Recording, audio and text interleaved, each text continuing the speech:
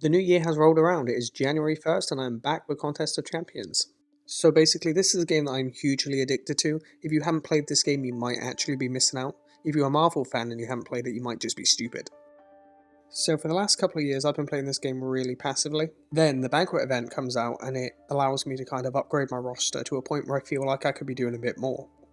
I basically grinded at arenas for every single unit, and just spent them all on crystals and got really nothing much out of them. Believe it or not, it all started many years ago at a house party. It was about 2 o'clock in the morning, we were sat drinking wine, the only thing left, and me and this guy here were just chilling and chatting. He showed me this game he was playing, Contest of Champions, and I was like, oh, that's rather cool. He had a 5-star Drax, I had a 2-star Spider-Man at the end of the night, and we're both living life on a high. Fast forward to today, and our rosters are very different, and our battles are legendary. As the years went on, I managed to get a few of my friends to actually download and play the game. Some liked it, some didn't, some uninstalled it, some played it, I guess, but none of them were quite as addicted as me and Richard were.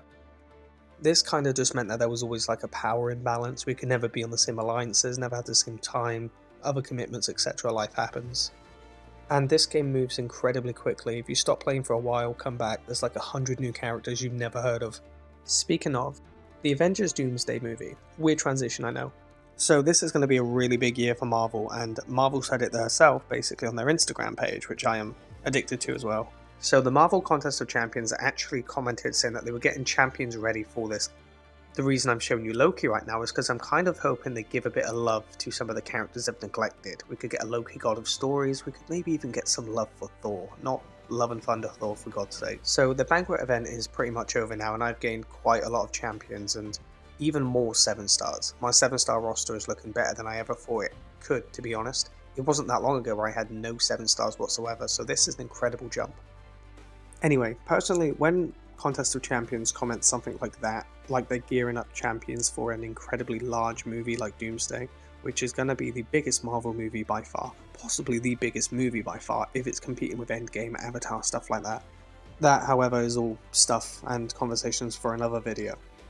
So basically, in a movie like Avengers Doomsday, there's meant to be 100 plus characters, all different variants. You've got the ones I've mentioned. You might not get a God Emperor Doom, that sounds like more of a Secret Wars thing, and I'm trying not to get my Doomsday and Secret Wars leaks confused.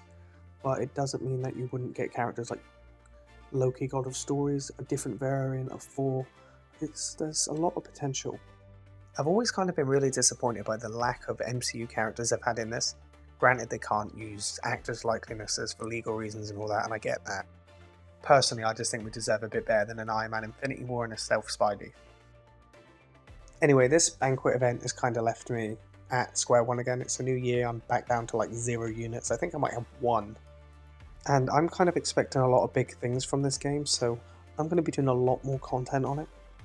It's currently 3 AM and I am really sick, so the audio will not be up to usual standards, and I understand that. The thing is about this game, which I have mentioned I'm very addicted to, all the people I played this game with have slowly kind of stopped playing the game, so I feel like I'm in limbo playing it on my own. I chat with my alliance, they're chill, they're not quite there, they're not all pulling their weight, so the likelihood is I will be leaving my alliance and all. But I have always kind of used this channel to document my journey. I started it when I was at college and I documented my college experience. We then went on to gaming with a bunch of other gamers, YouTubers, streamers, and we documented our stories. We even had, I don't want to get too much into other content which isn't relevant right now, but the point I'm trying to make is I'm going to be documenting my journey on Contest of Champions because I'm starting to take it a bit more serious. I'm wanting to really kind of up my game. Anyway, as you can see in the background, I went hard on Battlegrounds. The thing is with my account, I refuse to put money into it if I don't have to. I have spent a bit because of the Banquet, but nowhere near the silly amounts I've seen other people do. Within this event, I had maybe 6 Jubilant Crystals, but thinking back to it, every single one of them were bangers. They were all pretty good. There wasn't one that I kind of rolled my eyes at. In fact, I'm pretty sure this Jubilant Crystal here is the number one that changed my account. This here might actually be the best crystal I've ever opened on this game. I even screenshotted it and shared it to my community because I was so proud of it. That actually took me an embarrassing amount of time to decide which one I wanted. I just kind of cut the footage, but I ended up choosing Jean Grey, which was the right decision, and you'll see why later. The annoying thing is I was literally just about to max rank my 6-star Jean Grey, which now I'm not going to do. Same goes with my Serpent now, which I do end up maxing out. Jean Grey is a champion that I absolutely love, to be fair. She's incredibly toxic on Battlegrounds defense. I really hate fighting her. So I'm kind of doing this thing right now with my account. I don't know if it's the right thing to do or not, but I'm kind of not focusing on the 6 stars anymore. I'm only focusing on 7 stars, ranking them up and gaining more of them, which might be a mistake because I can max rank, max sig characters like Bullseye, Serpent, Enchantress, Jean Grey, many what people would call bangers. I think I did actually do it with my Onslaught, all 6 stars. My only problem with doing that was every single one of these characters are also available at 7 stars. I didn't want to then pull the 7-star version, which I've just done with Jean Grey, and then kind of have the 7-star competing with a 6-star. I do think for the sakes of stuff like Battlegrounds, though, I am going to try and get them to at least rank 4 or something.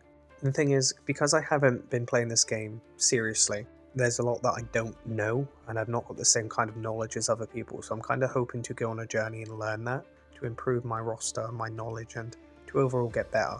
So I'm hoping by this time next year, I'll have an entire timeline of how and when I improved. So on New Year's Eve, I was watching a YouTube video about this guy who was pretty much doing the same thing that I'm planning on doing now.